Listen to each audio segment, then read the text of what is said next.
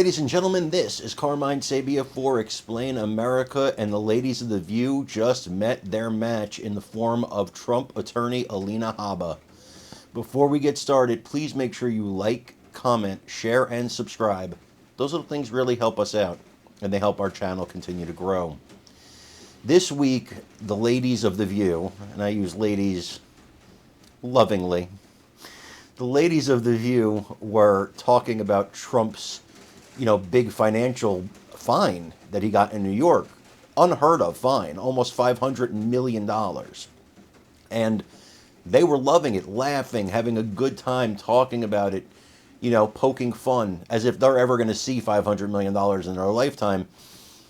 And it struck me, and it struck Alina Habba, this isn't about justice at all. It's about revenge.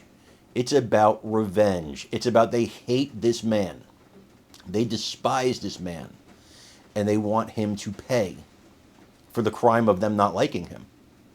Well, Alina Habba blew their doors off in this interview, and I want you to see it and give me your thoughts on it, because I think she nailed it perfectly. Again, please comment. When you like, comment, share, and subscribe. I'm Carmine Sabia for Explain America. We love you guys. God bless you. Take care, everybody. Tell me a little bit about where you are in this process, because in terms of the appeals happening or the appeals court deciding, the appellate division deciding that perhaps they're going to make some modifications to this judgment. Right. Well, our argument in front of the appellate division is that forcing him to sell prized properties such as Trump Tower, iconic properties like 40 Wall Street, to pursue his appeal is manifest injustice, and it deprives him of that due process that we are all entitled to. So imagine you can't reverse selling off Trump Tower on a fire sale at a discounted price. We can't fix that if we win on an appeal. So it's complete injustice. And only a handful of sureties, as we stated, are approved by the United States Department of Treasury to even underwrite bonds of this size. So of those, even those very limited handful amounts, they're limited to policies with even single bonds up to maybe 100 million. None of them accept hard assets. They require cash or cash equivalents, such as marketable securities.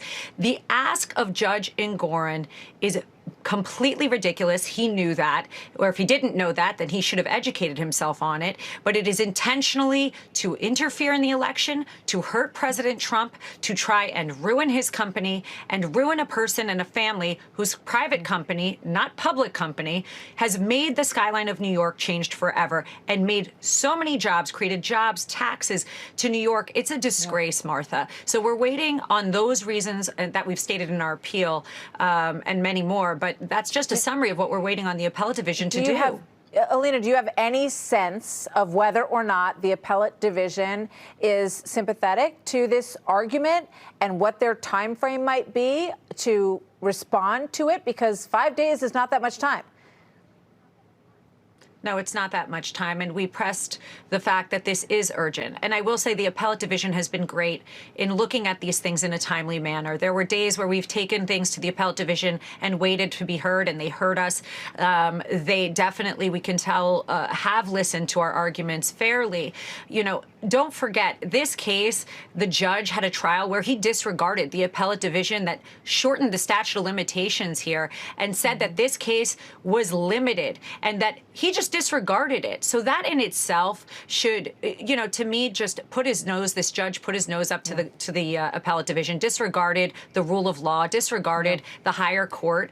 And in that alone, they should take that into account, let alone the other injustices that we saw for those 11 weeks in trial. Alina, I want to play something for you quickly from The View and get a quick thought from you on this, and then I'm going to swing over to Jonathan Turley. So let's play how excited the hosts at The View are about all of this. Watch.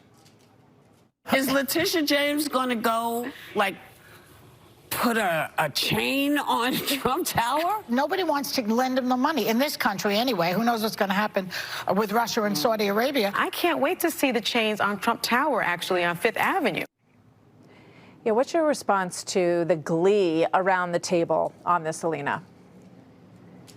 They're poster women for Trump derangement syndrome, and they should seek help. That's my thoughts on that. I mean, it's pathetic. Why would you want the country to be in demise? People that think like this, the hatred, I hope they go to church and pray on that, or whoever they pray to, because I don't hold hatred like that towards anybody, frankly. And I think that people to say disgusting things like that on national television and not care about the people that work there, not care about the jobs that they create is a really sad state of affairs.